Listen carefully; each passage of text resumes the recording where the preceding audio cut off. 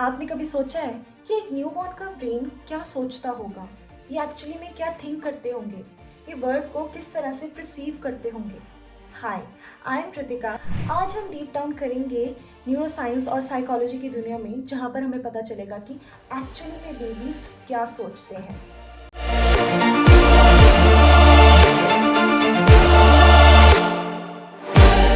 Scientifically एक newborn 100 billion neurons के साथ पैदा होता है, लेकिन उसके साइनेप्सिस अभी लो होते हैं, यानी कि कनेक्शंस। साइंस कहता है लाइफ के पहले 3 साल में बेबी के ब्रेन में 1 मिलियन न्यू न्यूरल कनेक्शंस पर सेकंड बनते हैं। बेबी का ब्रेन एडल्ट से 3 गुना फास्टर ग्रो करता है। प्रीफ्रंटल कॉर्टेक्स ऑलमोस्ट इमेच्योर होता है, यानी कि डिसीजन मेकिंग, प्लानिंग ये सब अभी होती ही नहीं है। बट एमिगडाला एंड हिपोकैम्पस काफ़ी एक्टिव होते हैं, यानी कि इमोशंस एंड मेमोरी। इसीलिए बेबी इमोशंस पे रिएक्ट करता है, लॉजिक पे नहीं। मेमोरी फ्रेगमेंट स्टोर करता है, सेंसेशंस को डीपली एक्सपीरियंस करता है।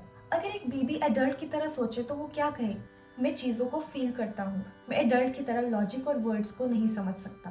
Baby perception, they experience the world differently.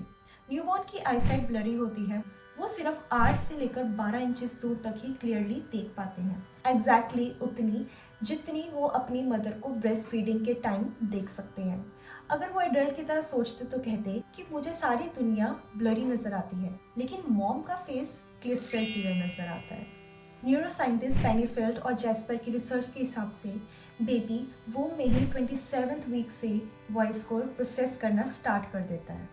Newborn वोम में ही अपनी माँ की आवाज़ सुनते हैं। अगर बेबी एडल्ट की तरह सोचे तो कहे कि मैं तुम्हारी आवाज़ को दुनिया में सबसे सेफ मानता हूँ। स्मेल, न्यूबॉर्न अपनी मॉम की स्मेल 2 से 3 डेज के अंदर पहचान लेता है।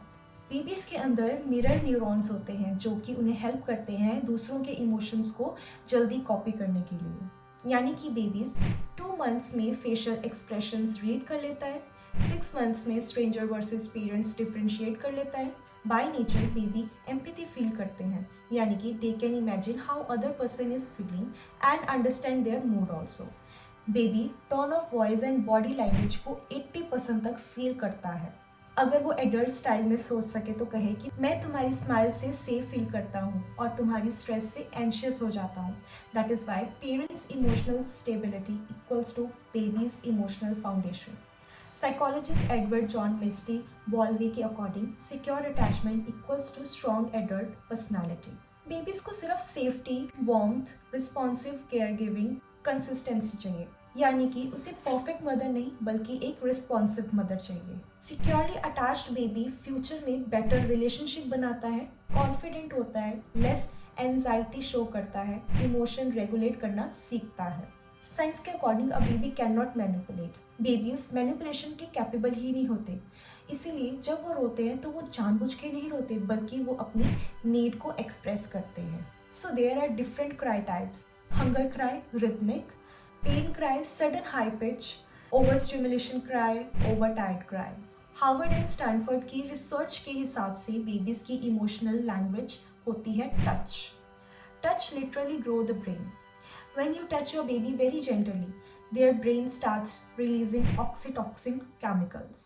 So baby adult की तरह नहीं बल्कि प्योर इमोशंस की तरह सोचता है। उनका ब्रेन इंफॉर्मेशन नहीं, कनेक्शंस ऑब्जर्व करता है।